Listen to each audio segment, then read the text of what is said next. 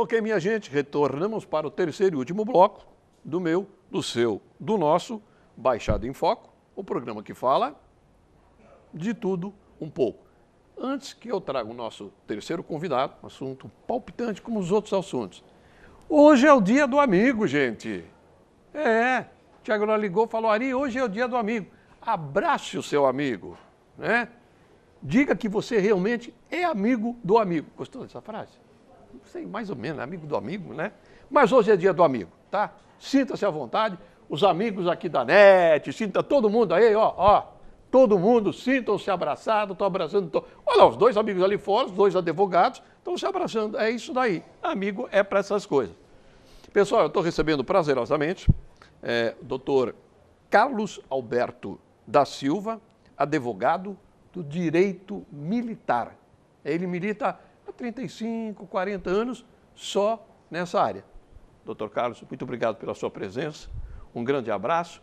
Eu tenho certeza que o amigo telespectador fala assim, direito militar. O que é direito militar, doutor? Bom, em primeiro lugar, Ari, eu queria te agradecer a possibilidade de estar participando do teu programa. E, ao mesmo tempo, aproveitar essa oportunidade para divulgar justamente o direito militar, hoje enfocando aqui principalmente a área voltada ao pessoal que participou da Segunda Guerra Mundial, que é um tema que tem levantado muita polêmica, muitas questões, muitas dúvidas. Ao longo desse tempo que eu venho exercendo a advocacia, eu vejo que é constante essas dúvidas. Então, através do teu programa, eu vou tentar chegar a esses teus telespectadores as dúvidas que eventualmente existem e que possa esclarecer. Bom, o direito militar... Se permite, eu já convido o amigo telespectador para que comece a fazer perguntas nessa área do direito militar. Por favor, doutor. Em síntese geral, o direito militar, na minha área, na minha especialidade, abrange as Forças Armadas. O que é? Exército, Marinha, Aeronáutica. Faço também um pouco da Polícia Militar, mas mais especificamente as Forças Armadas Federais.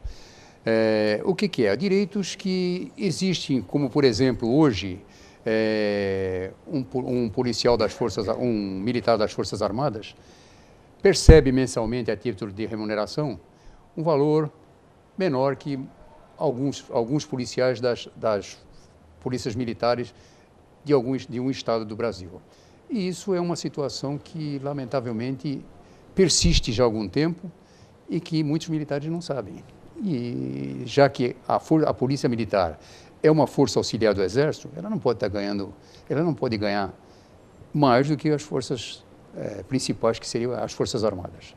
Esse é um tema, mas o meu enfoque hoje, que é a maior questão, é os ex-combatentes, o pessoal que participou da Segunda Guerra Mundial e que, hoje, ele ex-combatente, as viúvas, Eu ia perguntar, quem teria esse direito? O ex-combatente, as viúvas e as filhas. Então, vamos por etapa. Filhas casadas ou solteiras? Em qualquer condição. Ah, mesmo casadas? Mesmo casada. Viúva, desquitada, maior... Arrumada. Né?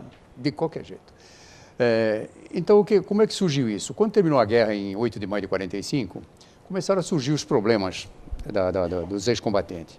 Teve os que faleceram na guerra, ficaram os dependentes aqui precisando de um benefício. Então, criou-se uma lei para beneficiar esses dependentes. Depois surgiu o caso daqueles que voltaram com sequelas, sem braço, sem perna, paralítico, sei lá, de alguma forma, uma sequela grave. Também criou-se uma segunda lei. E com o tempo foram surgindo outros problemas, e à medida que iam surgindo os problemas, iam criando-se as leis.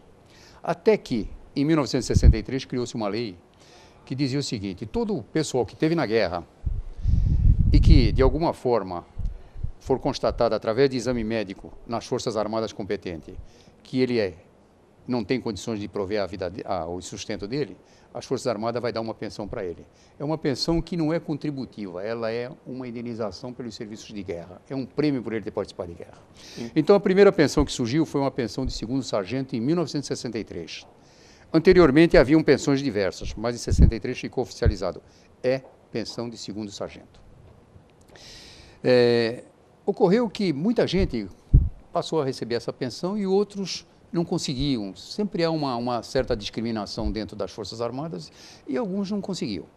Em 88, com a Constituição de 88, criou-se então uma pensão de segundo tenente para todo ex-combatente que comprovasse que era ex-combatente, que tinha servido de alguma forma na guerra, seja participando diretamente nos frontes na Itália. Ele receberia como segundo tenente, é isso? Como segundo tenente. Seja participando da guerra ao longo das diversas regiões do mundo, principalmente aqui na costa brasileira, na proteção do nosso litoral. Esse foi uma das 88. questões.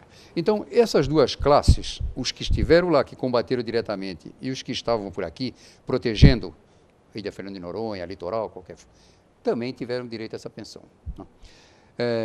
Então, esse era um meio. Para provar isso, as Forças Armadas tinham que constar dos registros que eles participaram de alguma forma. Também foi uma forma discriminativa que se adota até hoje, de cercear o direito de alguns, dizendo não consta dos nossos arquivos, que é fácil, você não tem acesso, então fica difícil. Bom, então, em 88 criou-se a de tenente, só que o fato de constar da Constituição de 88, esse direito a essa pensão, ou se criar essa pensão, ela não estava autorizada a ser paga, porque toda vez que há uma menção de um direito, tem que haver uma norma regulamentadora daquele direito. Sim. Então, em 90, no governo do Collor, foi criada uma lei, a 8.059, de 4 de julho de 90, que disciplinou o pagamento dessa pensão. Passou a dizer quem tinha direito, quem não tinha. Regulamentou. Regulamentou. E cortou o direito da filha dali para frente. Diz, a filha não tem direito. Mesmo solteira? Mesmo solteira. Só se fosse menor ou filhos homens menores. Ou inválido. Isso ficou definido. Mas a pensão anterior revogou essa lei que estabelecia a pensão de segundo sargento. Só que, se o ex-combatente, o instituidor do benefício, o que tem direito ao benefício, faleceu antes da vigência dessa nova lei que criou a de tenente, ela tem direito, porque o fato caracterizador do direito dela é a morte do pai. E a lei estava em vigor na morte do pai, então ela tem direito. Olha, doutor, eu vou lhe interromper. Não é à toa que você tem que procurar um advogado mesmo. Você pega numa lei, você até lê, mas aquela lei diz que a outra não é diferente daquela porque a anterior... Não tem jeito. Não tem jeito. Tem que procurar um advogado. Doutor, me permita, as perguntas estão chegando. Não? Tudo bem. Por gentileza. A Tereza Santos Albuquerque, ela mandou por e-mail: sou filha de ex-combatente falecido, minha mãe também é falecida. Minha mãe recebeu, até o óbito, pensão militar ex-combatente como segundo tenente. Após isso, eu pedi a pensão, mas foi negada. Eu posso pedir direito a receber uma pensão ou outro qualquer militar? O que devo fazer? Tereza Santos Albuquerque. Tereza, na verdade, a primeira pergunta é saber quando teu pai faleceu. Se o pai faleceu antes de 4 de julho de 90, ela tem direito a ganhar a pensão de segundo sargento. Porque existe 4 de julho de 90. Antes de ser Tereza, guarda bem essa data. Antes de ser revogada a lei que lhe garantia a pensão de segundo sargento. Doutor, permita a minha indelicadeza, mas o telespectador em casa, eu sei que o senhor tem um e-mail que a pessoa pode acessar gratuitamente para tirar a sua dúvida, é isso? É isso aí. Então, no finalzinho, o doutor vai dar. Por gentileza, continue. Então, se o pai dela faleceu antes de 4 de julho de 90, ela tem direito a ganhar a pensão de sargento, de segundo sargento, que é uma pensão hoje no valor de R$ 3.200 por mês. Essa pensão é dividida entre ela e, se tiver irmãs, entre todas as filhas mulheres que o falecido tenha deixado. Para uma pessoa? Para uma pessoa. Se uma das filhas falecer, a cota daquela que faleceu integra a pensão das demais. E vai indo até que reste uma e ela passa a ganhar integral. Essa é uma condição. Se ele faleceu após 4 de julho, que começou a vigorar a pensão de segundo tenente, ela não tem direito. Porque dali para frente foi revogado o direito da filha receber a pensão. Então, esse é um aspecto que ela tem que observar. Faleceu antes de 4 de julho, ela tem direito. Tereza, fica tranquila. Se por acaso você ainda não entendeu, o doutor vai passar o e-mail dele e você vai poder novamente, mas é o que eu achei que foi bem claro. O problema da Tereza é data, né? A data que é... Doutor, tenho mais uma aqui. É Maria Eduarda Vasconcelos, tá? Santos Boqueirão. Sou filha de ex-combatente falecido e meu pai, na época da guerra, estava servindo. Eu posso requerer reconhecimento dele como ex-combatente? minha mãe não tem preferência nesse período? É outra pergunta. Minha mãe não tem preferência nesse período? E se ambos forem falecidos, quem pode requerer? Quer dar uma lidinha, doutor? Não. Eu entendi a pergunta. A preferência primeira é para a mãe, se for viva. Se a mãe é falecida, passa para a filha. Também é a mesma situação. Se o pai é falecido, antes de 4 de julho de 90, ela tem direito à pensão de sargento. Se foi 4 de julho de 90, ela não tem direito, só a mãe. A mãe falecendo, não passa para ela o direito de perceber. Outra coisa, se o pai não foi reconhecido, como ela diz, como ex-combatente, ele pode ser reconhecido desde que comprove de que ela tem algum documento que diga que ele, na época da guerra, nesse período da guerra, entre 42 até 45, ele tenha participado de missões ou integrado forças armadas ou quartéis na região do litoral, ou embarcado ou viajado em águas brasileiras. Só isso. Está aí, tá? Respondida a sua pergunta. Temos mais uma, doutor. O Marcos Teodoro Vaz, do Canto do Forte, em Praia Grande. Diz ele, para eu receber a pensão militar como ex-combatente, as Forças Armadas exigiu que eu desistisse da pensão previdenciária, que eu recebia do INSS. E assim, eu desisti daquela pensão para poder receber a pensão militar, que era de maior valor. Está certo isso? Eles têm razão? O que devo fazer? Marcos Teodoro Vaz, do Canto do Forte. A Constituição, ao estabelecer, ao criar a pensão de segundo-tenente, ela deixou ali claro que essa pensão não podia ser recebida acumulativamente com benefícios recebidos das próprias Forças Armadas. Aí diz, exceto os benefícios previdenciários. Então, ela deixa bem claro. Você pode receber a pensão junto com uma pensão previdenciária, mas não junto com aquela pensão de segundo sargento que já preexistia. Então, Marcos não pode receber? Não, ele pode. A previdenciária é uma pensão em que você contribuiu ao longo do teu tempo em que você trabalhou. Sim. E você tem direito, é um direito adquirido, você tem que E o que ele deve fazer? Ele pergunta. É só ele... entrar em contato consigo. Entrar em contato ou requerer, ele vai diretamente no órgão que cancelou a pensão, requer e se houver uma recusa, ele entra na justiça que ele ganha. Viu, Marcos? Tranquilamente.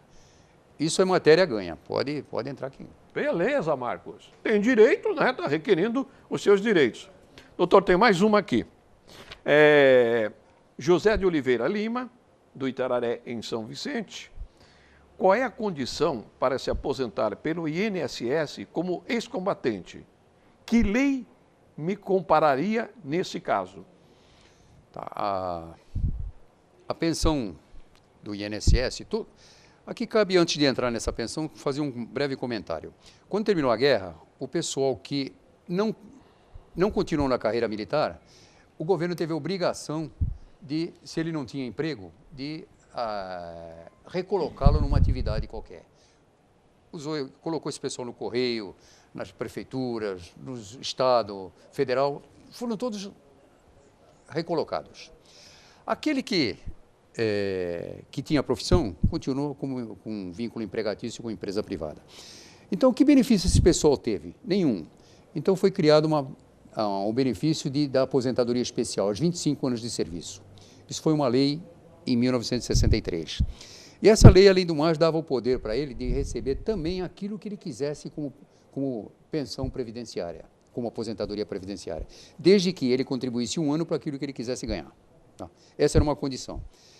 Então, se ele tem algum comprovante de que ele serviu na guerra, de que ele tem um documento que diga eu participei da guerra de alguma forma, ou lá na Itália, ou aqui vigiando o litoral, é só ele requerer no INSS que é concedido.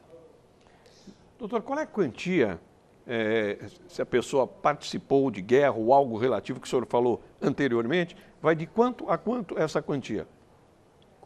Deixa eu entender, que tipo de quantia?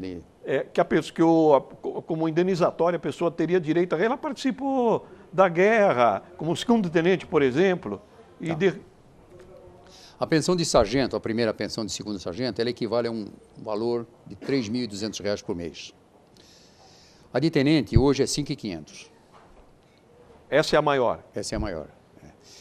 Essa pensão, hoje, ela é questionável o valor dela, porque se nós utilizarmos aquele questionamento de que a força pública, de que a polícia militar ganha mais que as Forças Armadas, esse pessoal dos 5.500 teria direito a ganhar aproximadamente R$ 9.000 por mês. Então, existe uma defasagem muito grande aí, que pode ser pleiteada na justiça, porque no administrativo não se consegue, não é reconhecido esse direito. Isso é devido aos ex-combatentes, ao pessoal militar de carreira, reformado, da reserva ou mesmo da ativa. Batendo papo consigo, antes do início do programa, que muita gente acaba ignorando que teria esse direito. Tem que ser alguém que, logicamente, um antepassado que participou de algo desse tipo. Mas como que ele deve proceder? Primeiro, dentro da família, se saber se na realidade seu antepassado participou de algum tipo na guerra, durante a guerra. Qual seria apesar das instruções que existem dentro desses órgãos militares, de que essa pensão é devida e deve ser paga, não deve ser questionado a sua legalidade ou não, porque já está mais que legalizada. Sim. Os órgãos responsáveis por essa habilitação e consequente pagamento, eles criam obstáculos, sim. Eles inventam 1001 lá dentro e negam. A primeira oportunidade de não tem direito. E aí tem gente que desiste, simplesmente desiste. Ou ainda diz o seguinte, olha, se você quer ganhar essa daqui que é maior, você tem que desistir daquela que é menor. E o cara vai lá e assina um termo de opção aqui, né? E renuncia a uma. Essa renúncia, ela não vale. Ele pode, a qualquer tempo, voltar e pegar de novo. Então, tem muito ex-combatente que não sabe que ele tem direito a ganhar as duas pensões, a previdenciária e a militar, juntas. Que uma não se confunde com a outra. Uma é recebida em troca de uma contribuição que ele fez. A outra é uma indenização por serviço de guerra. Como dizem vocês, advogados, isso é causa-ganha? Sim. Que já houveram casos anteriores. Pelo menos, ao longo da minha experiência, eu não tenho tido esse desprazer de ver os meus processos perdidos. Não, é muito raro acontecer isso. O senhor me disse que uma grande porcentagem de ex-combatentes, heróis de 32, algo desse tipo, desconhece. Mas não é um sindicato desses classistas? Não, existem associações. Associações? Associações dos ex-combatentes. Eu, por exemplo, prestava assessoria a uma aqui em Santos, que agora, por falta de apoio dos órgãos governamentais, ela fechou as portas, funcionava no prédio humanitário em Santos. Fechou as portas ou encerrou provisoriamente a atividade em razão dessa dificuldade financeira. Então, essas associações é que dão toda a orientação e toda a assistência orientativa para as pessoas, como recorrer, direcionar um advogado delas. Eu, por exemplo, dou assessoria em Santos, em São Paulo, em Itajaí, em Santa Catarina, em Florianópolis, no Rio de Janeiro e mais alguns estados, em Campinas. Tem muitas pessoas que me procuram. Então, eu tenho dado toda essa assessoria orientando. E fica ao critério, quer fazer comigo ou quer procurar outro advogado, faça. Então ainda existe muita gente com o direito que acaba nem sabendo que tem, aqui na Baixada Santista, essas regiões todas da Baixada, tem aproximadamente entre ex-combatentes, viúvas e filhas, umas 400 pessoas. Que não sabem desse... Não, que têm direitos, não sei se estão recebendo na totalidade ou não. Eu vejo a cada dia mais situações constrangedoras, sabe, que expõem ao ridículo, vai. Que sofreu na guerra, humilham, né? Sofrem e deixam de ganhar direitos que, por lei, lhes são garantidos. Doutor, nós temos mais uma pergunta aqui enviada pela Cláudia Araújo. Cláudia, muito obrigado por você ter ligado de José Menino em Santos. Ela diz o seguinte: sou viúva de ex-combatente e meu marido, na época da guerra, seria em zona litorânea. Eu posso, morrendo ele falecido, pleitear o seu reconhecimento como ex-combatente? O que devo fazer? Pode. Cláudia. Tanto ela como filhas podem pleitear o reconhecimento do pai. Se elas tiverem um comprovante de que na época, ele não é ex-combatente, mas na época da guerra ela tem um documento que diga ele serviu no quartel da BOC, aqui no Guarujá, serviu no Itaipu, ou serviu no GEMAC. Isso automaticamente implica que ele é ex-combatente. Por quê? Existia uma convenção no Panamá, antes de começar a guerra, estabelecendo o que seria considerado região de guerra no mundo. E estabeleceu que toda a região, a 20 quilômetros da costa para dentro, é zona de guerra, porque os canhões dos navios inimigos alcançavam até 20 quilômetros. Então, tudo isso é considerado. Então, você percorreu o litoral brasileiro, até 20 quilômetros para dentro é zona de guerra. E aí, se a pessoa estava aquartelada numa região dessa, ele é ex-combatente, sim. Mas tem que constar que ele serviu nessa região. Ou ele estava lá no interior e foi deslocado para proteger o litoral, também, tranquilamente. Ou ele foi forçosamente, veio do norte para cá, via navio, também é. Ele fazia essa pergunta. Expôs ao risco de ser bombardeado, torpedeado, ele está sujeito. Então já está respondendo a pergunta que eu ia lhe fazer. Não. Sendo da Marinha Mercante e passando por essa região... A Marinha Mercante, cabe uma observação toda especial. É onde tem o maior número de ex-combatentes que não tiveram na guerra. Aí você vai perguntar por quê? É que na época da guerra, o Brasil até hoje tem uma frota militar pequena. Poucos navios de guerra. Na época tinha muito menos. E não tinha condição de vigiar esse litoral inteirinho do Brasil. Aí o que eles fizeram? Lançaram mão de todas as embarcações da Marinha Mercante, barcos pesqueiros, tudo ficou subordinado às Forças Armadas. E eles serviam-se dessas embarcações para levar munição, levar homem, trazer homem, levar tudo que fosse possível, alimentos. E na maioria das vezes, eram comboiados. Quando os navios inimigos começaram a perceber, os alemães, que eles estavam servindo dessas embarcações, começaram a afundar todos eles. Foi onde morreu o maior número de pessoal brasileiros na guerra, foi aqui no nosso litoral. Aqui morreu para mais de 3.000 pessoas. Tentando pesquisar um pouquinho desta matéria, né? Esses detalhes todos. Tentei me entrosar, mas eu confesso que é muito difícil, né? Mas eu cheguei a alguns dados que até pescadores tiveram até direito a essa aposentadoria, de acordo com o doutor acabou de falar agora, porque a Marinha acabou requisitando... Entrou no mar, é claro, existe um decreto dizendo que todos os barcos pesqueiros estão subordinados à Marinha de Guerra. Doutor, vamos lá que o tempo está acabando e o pessoal continua perguntando. Muito bacana, muito legal, continue perguntando. Paulo Roberto de Araújo, por e-mail de São Vicente. Eu sou ex-marítimo e na área de guerra fiz mais de 2 viagens navais. Possuo direito a ser reconhecido como ex-combatente? Possuo direito ao recebimento da pensão de combatente? Ele faz um bocado de pergunta. Qual delas? O que fazer para isso? É o Paulo Roberto de Araújo, de São Vicente. Se ele tiver o comprovante que ele fez essa viagem, ou a caderneta de embarque constando as viagens, embarque, desembarque, nesse período, ele pode pleitear que tranquilamente ele tem direito. Se não derem administrativamente, ele recorre na justiça que ele ganha. Na realidade é complicado às vezes. Ele precisa ter um comprovante. O comprovante é uma certidão ou uma caderneta de embarque, porque ninguém entra ninguém sai. Isso, doutor. Quais seriam os documentos dessa época? O que seria? A caderneta de embarque é um meio.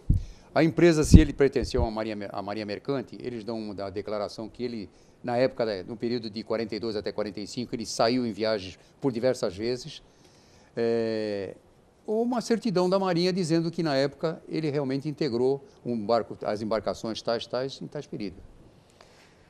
Está respondido? Depois vai passar um site para quem ainda não ficou satisfeito, com certeza você vai chegar lá. Eu, Felipe Lima, do Canto do Forte, Praia Grande, sou militar das Forças Armadas. Soube recentemente que a Polícia Militar de um estado brasileiro ganha mais que os integrantes das Forças Armadas.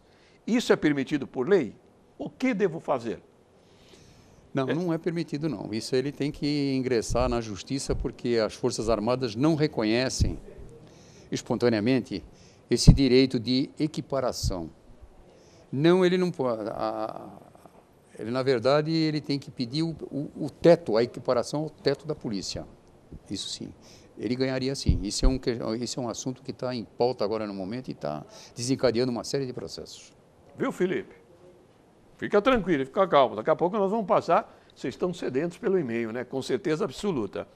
Bem, eu tenho uma notinha aqui que não faz nenhuma pergunta. Eli Fernando ali, muito obrigado mais uma vez pela sua participação. Beijo para toda a equipe, parabéns pelo programa. Sinta-se todo mundo beijado aí, tá? Hoje é o dia do amigo. Abrace o seu amigo. Ô, meu querido amigo Darlan, Um grande abraço para você. O Darlan está amanhã aqui, 20 horas e 30 minutos, apresentando o Lente Esportiva. Darlan, seleção brasileira, hein? Ainda bem que não compete a mim falar, é contigo, Darlan. Amanhã, 20 horas e 30 minutos, Darlan em Companhia Limitada, aqui no Lente Esportiva. Ele diz o seguinte: parabéns, a Júlia já foi, Darlan, mas fica no ar. Parabéns a Júlia pelo trabalho desenvolvido no Gala, parabéns pelo programa. E hoje é o dia do amigo. Um abraço a todos, um abraço para você também, Darlan. Pessoal, quantos eu tenho? Quanto é que eu tenho? Daqui a pouquinho vocês vão me informar. Vamos passar aquele vamos? Eu tenho certeza que o amigo telespectador está doido pelo aquele e-mail. Espero que o senhor receba muitos e-mails, né? Muitas dúvidas. Tudo isso? Então tá bom. Eu vou, sem sombra de dúvida nenhuma, agradecendo mais uma vez a presença do doutor e abrindo esse 1 minuto. Só fique não esqueça do e-mail, por gentileza. Não.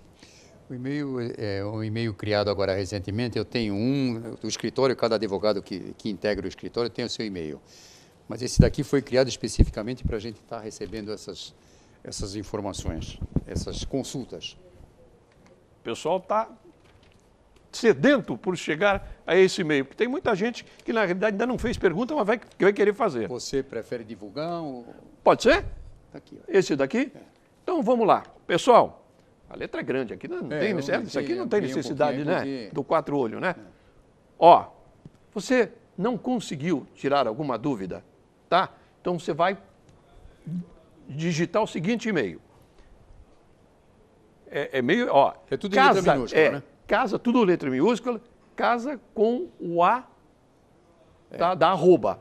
Casa com A da arroba, não é casa com A. Não tem o A do final. Não tem o A do casa. CAS. No lugar do A tem um arroba. Então, casa, ADV, abreviatura de advogado, vou repetir, ponto oabsp.org.br.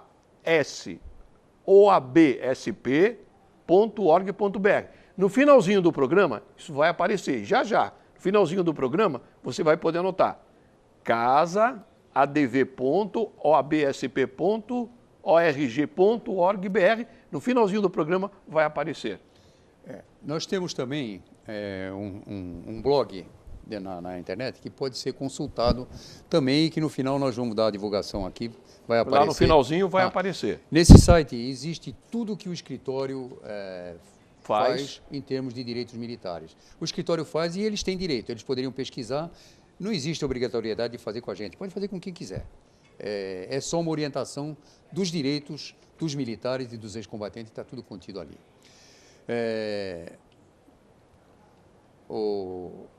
Ari, a grande preocupação realmente é justamente essa. Por mais que prevaleçam esses direitos, eles são ignorados por muita gente ou... Tem que ter ciência, né? Até ignorados por força das circunstâncias que lhe foi imposta. Uma situação, por exemplo, recentemente, o INSS, desde 2008, o INSS vem adotando uma medida injusta. Ele está fazendo o quê? Ele pegou essas pensões de ex-combatente que foi concedida na vigência de uma lei que lhe otorgava o direito de ganhar aquele piso previdenciário que ele recebe até hoje, e está fazendo o quê? Readaptou a pensão dele às condições das demais pensões do INSS e começou a corrigir de lá para cá, transformando pensão de 4, 5 mil ou de 10 mil em um salário mínimo. Doutor, nós vamos agradecendo a sua presença preciosa, sem sombra de dúvida nenhuma, pessoal acabou tirando dúvida. Quem não tirou, agora no finalzinho, ou então o nosso programa vai ser reprisado domingo às 15 horas e 30 minutos. Só para encerrar, eu queria dizer que quarta-feira que vem, agradecendo ao doutor mais uma vez, eu conto com você. Um abraço e até quarta-feira. Tchau, gente!